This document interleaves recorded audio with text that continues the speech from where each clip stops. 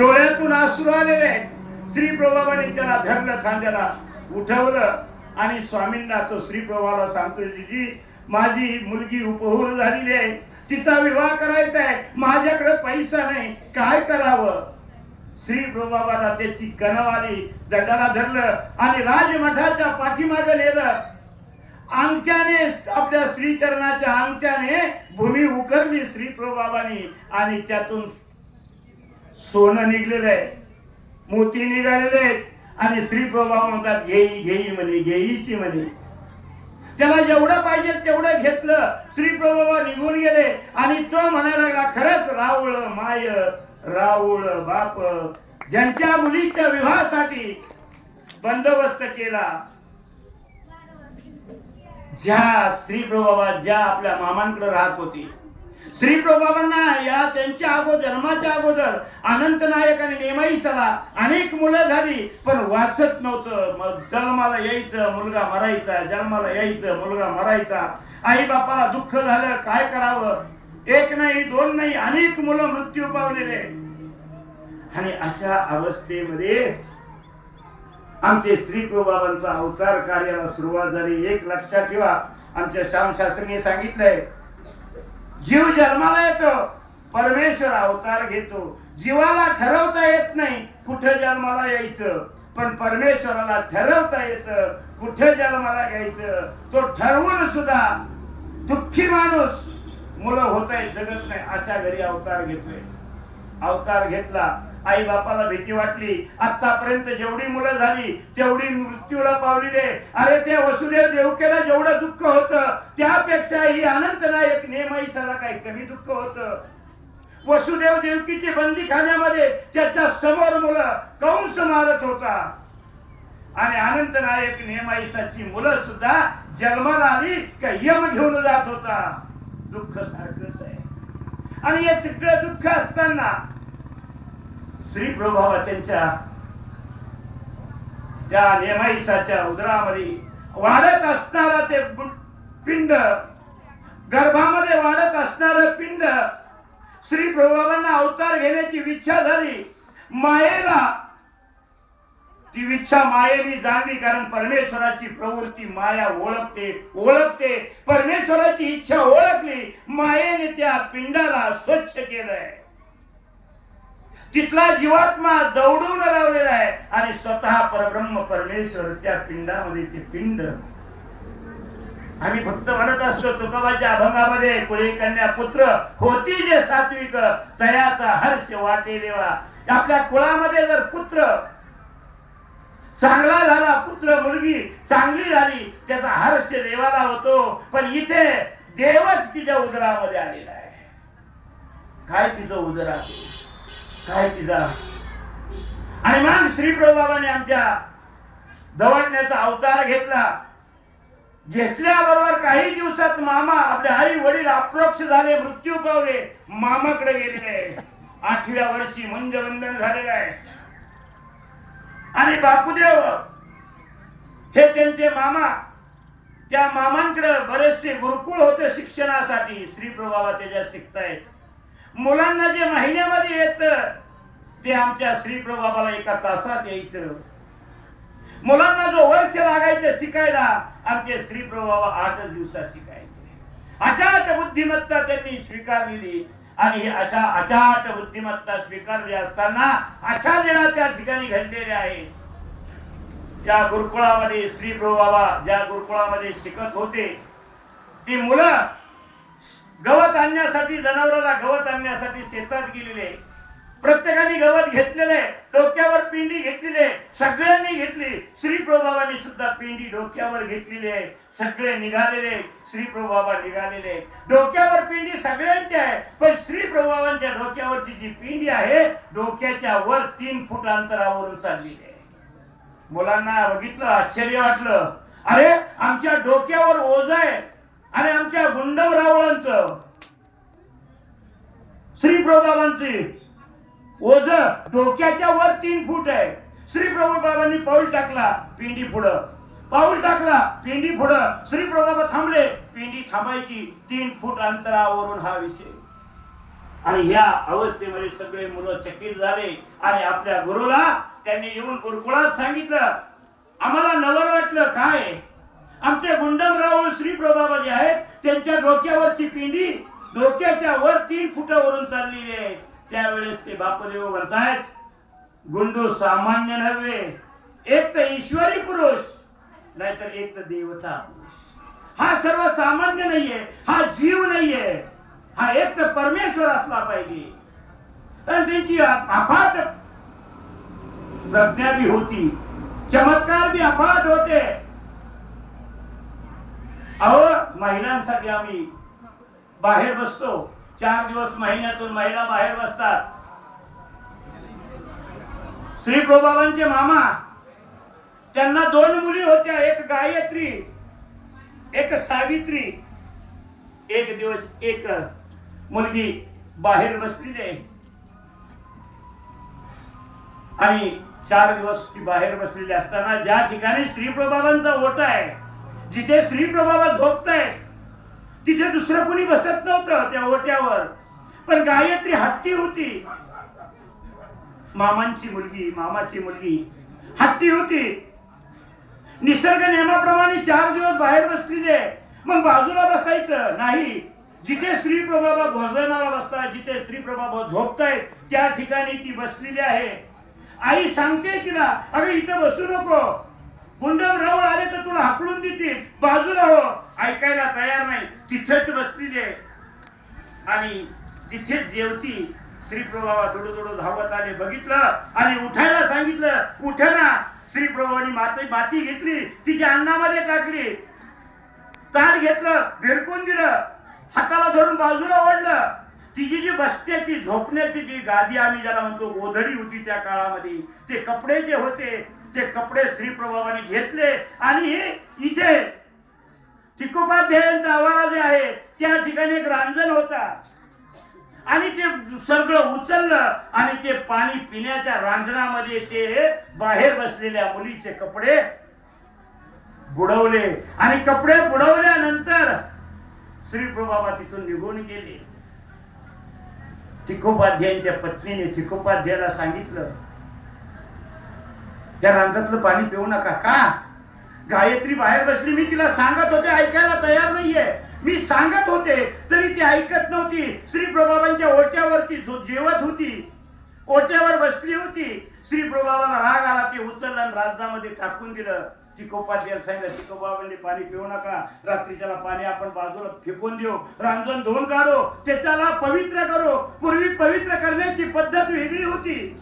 आम्ही चरित्र ज्यावेळेस वाचतो, आत्मसात करतो, त्यावेळेस आम्हाला लक्षात येतं. असंच आमच्या या परिसरामध्ये, आपल्या या परिसरामध्ये अंबाजोगाईला एक स्वामींनी ज्याला स्थिती दिली होती, चर्मकार, आणि तो अंबाजोगाई परिसरामध्ये देव म्हणून वर्तू लागला, राहू लागला. लोक त्याच्या पाया पडायचे, सगळं काही करायचे. आणि एक दिवस काही या मांजर सुंब्याची काही मंडळी तिकडे बाजाराला गेली अंबाजोगाईला, आणि त्या गावामध्ये जो देव होऊन वर्ततो तो त्यांच्या गावचा होता. अरे ओळखलं आणि पाटील लोकांना म्हणले, हा कोण आहे? म्हणजे सिद्धी पुरुष आहे. अरे तुम्हाला माहिती आहे का कसला सिद्धी कसला सिद्धी? हा आमच्या गावचा चांभार आहे. चांभार आहे म्हटल्यानंतर सगळं गाव वाटलं. मग आता काय करायचं? याला शिक्षा काय द्यायची? काय शिक्षा द्यायची? मग ते पंचांग उघडलं, ते ब्राह्मणाचा बार उघडला. ब्राह्मणाचं बरं आहे, मात्र आपलं वाईट आहे. सत्यानाश त्यांचा होतो, सत्यनारायण आपल्याच घालून देतात. मस्त आहे त्यांचं. आणि मग त्यावेळेस श्री प्रभावांनी ती गोधडी, ती कपडे ते रांजणात टाकले. तिकोपाध्याय म्हटले, आता पाणी करू, आपण त्याला शुद्ध करू. कसं करायचे? थोडे लिंबाचा पाला, थोडा चंदनाचा पाला, थोडा तुळशीचा पाला, थोडे 10-5 झाडाचे पाला आणायचा, त्याच्यामध्ये टाकायचा, पेटवायचा, धूर करायचा रांजणात टाकून. धूर झाला, धुरूनी सगळं ते धूर झाला का ते मग शुद्ध होऊन जाईल. म्हणजे आपण त्याला शुद्ध करू, मग गोमतीर लावू, वगैरे पद्धतीचं. आता पाणी काय का पिऊ नका, राहू द्या, सकाळी करू. मग ते पाणी तसंच राहिलं. रात्री तिकोपाध्याय झोपले, सगळे झोपलेले, आणि रात्री तिकोपाध्याय उठून बघतायत तर काय चमत्कार आहे. त्या परिसरातला जो मुंजा, देवता ज्याला म्हणतो आम्ही, देव म्हणतो, तो मुंजा त्या पाण्याने, गार रांजातल्या पाण्याने आंघोळ करतोय. आणि आंघोळ करताना ते बघितलं. तिखोपाध्यायांनी विचारलं, अरे काय करता रे, हे पाणी शुद्ध झालेलं आहे, विठाळाचं पाणी आहे, पिऊ नका, अंगावर घेऊ नका. ते म्हणजे विठ्ठलाचं नाही, श्री प्रभुबाबांचं चरण उदक आहे, महाप्रसाद आहे. ज्या श्री प्रभुबाबांनी ते रांजामध्ये वस्त्र टाकले, त्यांचा स्पर्श त्या गोधडीला झालेला आहे. हा विठ्ठलाचं पाणी नाहीये. ज्या काळामध्ये मातंग, महार, चर्मकार हा समाज गावाच्या बाहेर होता, गावात यायचं म्हटलं तर पाठीमाग बोरीच्या फांदी बांधलेली असायची, हातामध्ये गारघ असायचं. ब्राह्मण गावातली जी काही महाजन मंडळी ती मातंगाला, मागासवर्गीय या लोकांना गावामध्ये प्रवेश नव्हता. त्या काळामध्ये गावात जर आले तर पावलाची खूण सुद्धा जमिनीवर उमटली नाही पाहिजे म्हणून पाठीमागून बोरीची वगैरे फास बांधायचा, कमरेला आपली पाऊल खुणा सुद्धा बुजल्या जाती. थुकायचं असेल तर गाडग्यात थुकायचं. आणि त्या परिस्थितीमध्ये आमच्या मातंगाला पाणी पिण्यासाठी सुद्धा विहिरीवर येऊ देत नव्हते. अतिशय दुःखित झालेले श्री प्रभुबाबांकडे आलेले. आणि श्री प्रभुबाबांकडे आल्यानंतर आमचे श्री प्रभू बाबा दयाळू आहेत. त्यांना कणव जरूर मातंगाचं गावाच्या बाहेर घर हाकलून दिलेले मातंग श्री प्रभुबाबा त्यांच्या वस्तीत गेले. वस्तीत गेल्यानंतर व्यथा सांगितली, आम्हाला पाणी प्यायला विहीर नाहीये, पाणी नाहीये. श्री प्रभुबाबांनी अंगठ्याने, पायाच्या अंगठ्याने ते दाखवलं. खोदी मध्ये इथं खोद म्हटले, तिथं त्या मातंगाने खोदलं. आज सुद्धा इतिहासामध्ये ते साक्ष आहे. मातंग विहीर ही आज सुद्धा रुद्रपूरला आहे. ज्या मातंग विहिरीवरून रेल्वे जाणार होती, आपल्या संत महंतांनी, काही वासनिक मंडळींनी प्रयत्न केले, रेल्वे थोडी बाजूने गेली की मातंग विहीर आज सुद्धा इतिहास साक्षी देतोय. श्री प्रभुबाबांची एवढंच कार्य नाहीये. मुक्याला वाचा दिली, पांगळ्याला पाय दिले, 99 मृत बालकाला जीवन दान दिलेलं आहे. बालक मृत्यू पावलेला आहे, मृत्यू पावलेला बालक आहे. आणि मृत्यू पावला हा श्री प्रभुबाबांसोबत नेहमी खेळणारा होता. मेल्यानंतर अंघोळ वगैरे घातली, स्मशानात नेलं, खड्डे घेतलं, खड्ड्यामध्ये पुरलं. आणि पुरल्यानंतर सगळीच्या सगळी घरी आले. श्री प्रभुबाबा परत संध्याकाळी त्याच्या घरी गेले. आणि मग त्याच्या मातेला विचारलं, सांगितलं, रडायला लागली, दुःख करू लागली, आता तो तुम्हाला भेटणार नाही, तुमच्या सोबत खेळायला येणार नाही का? तो परमेश्वराने त्याला नेलं, तो मृत्यू पावला, मेला. आणि मग श्री प्रभुबाबा दुडू धावत गेले. जिथं पुरलेलं आहे तिथे गेले, माती उकरली, खड्ड्यातून बाहेर काढलं, झटकलं. आणि झटकलं नंतर त्याला जीवन दान दिलं. कृपा दृष्टीने अवलोकन त्याला जिवंत केलं. गावात घेऊन आले. गावातल्या लोकांनी बघितलं, आश्चर्य वाटायला लागलं. अरे मेलेला होता, आम्ही पुरून आलो, तो पुन्हा श्री प्रभुबाबावर घेऊन आले. आणि मग त्याला घेऊन आल्यानंतर त्याच्या मातेच्या जवळ द्यायला लागली. माता घाबरली, माताच्या बालकाला घेईना, नको, हा माझा नव्हे म्हटली, हे माझा नाही, मला नको, मला नको. 3 वेळेस श्री प्रभुबाबा तिने आग्रह केला, घ्या घ्या, घेतला नाही. शेजारी बाई होती, तिला मुलगा नव्हता, ती दुःखी होती. मुलगा नसल्यामुळे ती दुःखी होती. श्री प्रभुबाबाने ते मुलाला घेतलं, त्या मातेच्या मांडीवर दिलं. जिला मुलगा नाही तिच्या मांडीवर दिलं, जिला मुलगा नाही तिच्या मांडीवर दिल्यानंतर त्या बाईने, त्या माऊलीने त्या बालकाला घेतलं. श्री प्रभुबाबाने दिलेला तो प्रसाद घेतला. काय चमत्कार झाला. ज्या बाईला मुलगा मुलगी झालेली नाही, त्या बाईनी हातामध्ये श्री प्रभुबाबांनी दिलेला मुलगा घेतला. घेतल्या बरोबर तिला पहाणा फुटला, आपल्या छातीला लावलं आणि श्री प्रभुबाबाचा प्रसाद म्हणून तिने सांभाळ केला. ते मुलगा तिचा झाला. अनेक लीळा आहे श्री प्रभुबाबांच्या, अनेक लीळा आहे. मृत्यू बालकाला जिवंत केलं. आमच्या श्री प्रभुबाबांनी शरणावर जळत असणाऱ्या प्रेताला, पेटवलेल्या प्रेताला बाहेर काढलेलं आहे. त्याला जीवनदान दिलेलं आहे, तिला जीवनदान दिलेलं आहे, उठवलेलं आहे. 125 वर्ष श्री प्रभूंनी राज्य केले. खानदेश आपला विदर्भ जो प्रांत आहे त्यामध्ये रुद्रपूर अमरावती परिसर आहे, तो परिसर संपूर्ण श्री प्रभूंनी पिंजून काढलेला आहे. एक एक अमोघ लीला आहे श्री प्रभूंची, अनेक लीला आहे श्री प्रभूंची. एक श्री प्रभू एक श्री प्रभूंचे तत्व होतं. श्री प्रभूंकडे कुणीही जा, कुणीही गेलं, ह्या काळामध्ये भेद, वर्णभेद, जातीपितीमध्ये ताणतणाव होता. मातंग, हरिजन, चांभार, कुंभार यांना गावात प्रवेश नव्हता. त्या काळामध्ये सुद्धा श्री प्रभू बाबा सगळ्यांच्या घरी जायचे. माहीम भट्ट ज्या आमच्या देगावकर बाबा शास्त्रींनी जी सांगितलं, माहीम भट्ट, ज्या माहीम भट्टांनी लीळाचरित्रासारखा ग्रंथ लिहिला, तेच माहीम भट्ट आमच्या स्वामींच्या पहिली भेट झाली तेव्हापासून 6 भेटी श्री प्रभूंच्या स्वामींच्या आणि त्यांच्या झाल्या.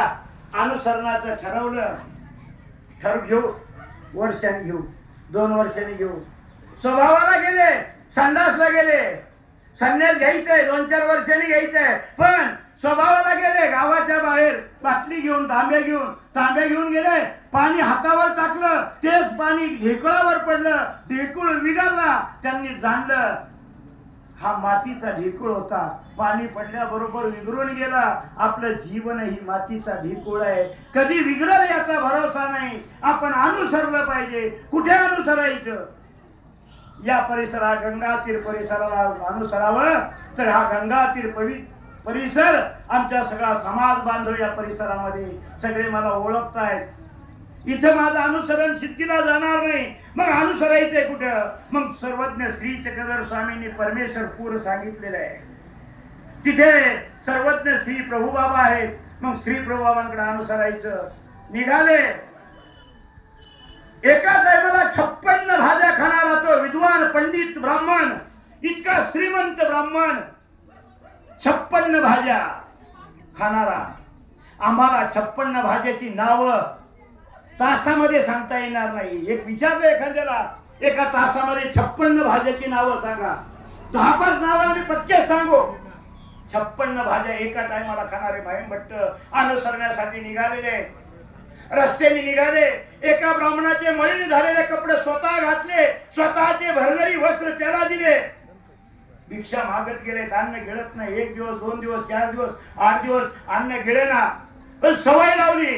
रुद्रपूरला गेले आणि तिथे कोणते श्री प्रभू बाबा ओळखायचे कसे, आणि म्हणून त्यांनी एका मातंगाला विचारलं. एका मातंगाला विचारलं, तिथे श्री प्रभू बाबा गुंडमराऊळ आहेत ना?